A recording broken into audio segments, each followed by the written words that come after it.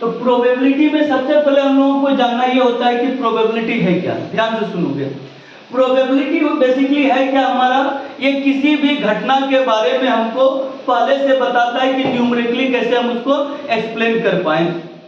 Probability जब भी होगा सर्टेन इवेंट के बारे में होगा, कोई ऐसा इवेंट जिसका होना तय है और जिसको हम न्यूमेरिकली काउंट कर दें। जैसे कि हम एक सिक्का फेंके तो उसमें हेड आने का प्रोबेबिलिटी क्या होगा 1/2, क्योंकि हेड और टेल टोटल दो चीज हो सकता है, और फेवरेबल आउटकम हमारा क्या हुआ हेड, और टोटल पॉसिबल आउटकम हो गया हेड और टेल, इसलिए 1/2 होगा।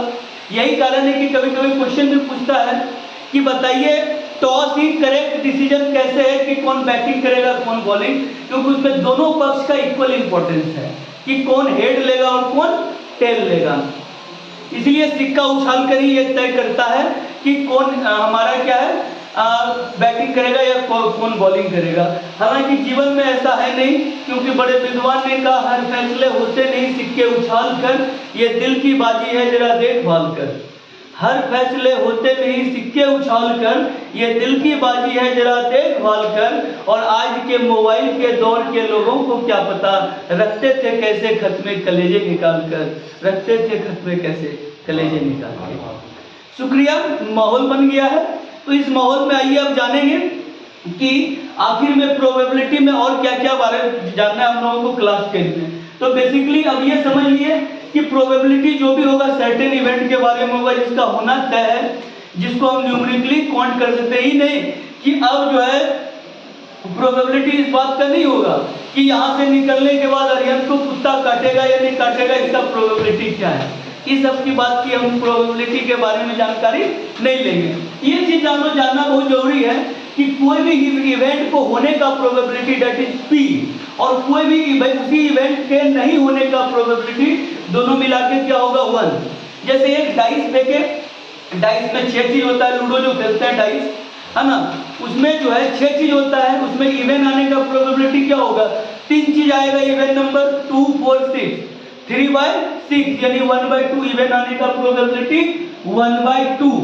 पी हो जाएगा 1/2, और P not happening that event that means P dash या पी बार बोला जाता है इज इक्वल टू ऑल्सो क्या होगा 1/2, क्योंकि इवेंट नहीं बचा तो अब इवेंट नहीं में से कौन कौन बचेगा 1 3 और 5।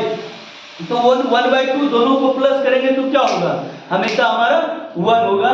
इसीलिए हमारा जो है P प्लस नोट P दोनों का सम क्या होता है 1। कभी कभी दे देगा कि P इज इक्वल टू 1/3, तो नोट P बताइए तो 1 में उसको माइनस कर देंगे। एक्सरसाइज में आपका सवाल है एनसीईआरटी में।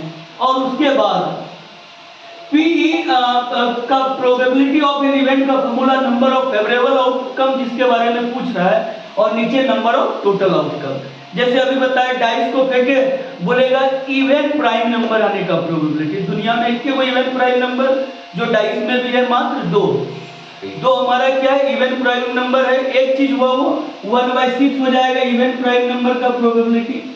तो नंबर ऑफ फेवरेबल आउटकम क्या हुआ सिर्फ 2 सिर्फ 2 है, तो नंबर 2 है कितना चीज, एक चीज है 2, तो एक 1 ऊपर और नीचे total possible outcome that is 6 हो गया हमारा प्रोबेबिलिटी। कोई दिक्कत?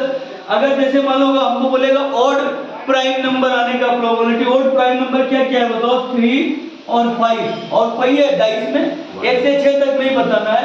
और ऑड नंबर में 1 नहीं आता है मेरे दोस्त, और 1 जो है ना तो इवेंट है ना ऑड है, वो यूनिक नंबर में आ जाता है, बाद में चर्चा होगी इसकी।